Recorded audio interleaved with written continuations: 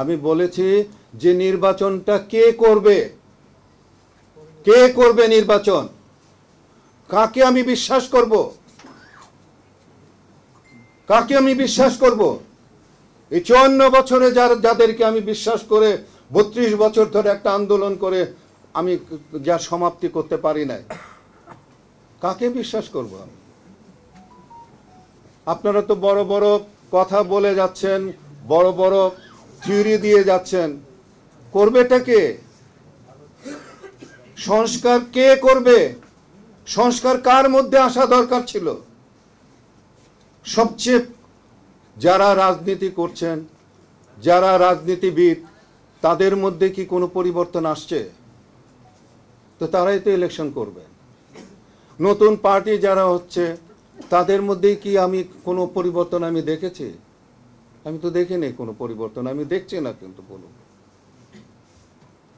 এই যে লাও সেই কদু, তারাও তো শুনছি এরকম ভাবে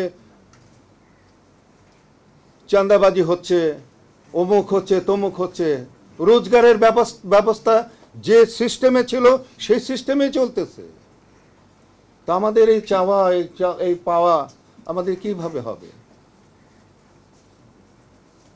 আমার যেটা মনে হয়, এই জুলাইয়ের বিপ্লবে এই যে আমার যে ছোট ছোট সন্তানরা যারা প্রশ্ন করছে কি হলো, সেই প্রশ্নের সূত্র ধরে আমাদেরকে আগাতে হবে।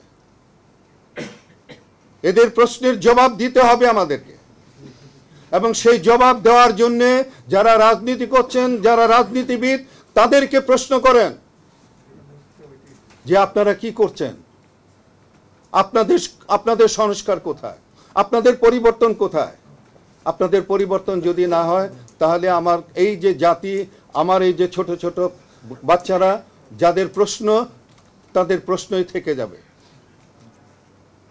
তো আমি সময় আসলে নাই, আমি আরো বলার ইচ্ছা ছিল, কিন্তু আমি আর বলতে চাই না। আমি শুধু এটুকুই বলতে চাই যে রাজনীতিবিদরা তাদের সুস্থ মস্তিষ্কের উদয় হোক, যারা রাজনীতি করবেন মানুষের জন্য, যারা করবেন, আমাদের বাচ্চাদের প্রশ্নের উত্তর যারা দেবেন, তারা রাজনীতি করুন। সেই মন মানসিকতা তাদের তৈরি করুন, না হলে কোনো কিছুতে হবে না। তারপরে আমি বলবো যে স্থানীয় সরকার নির্বাচনটি আগে হওয়া উচিত, এবং আগে হলে পরে অনেকটা উপকারী হবে। ধন্যবাদ সকলকে।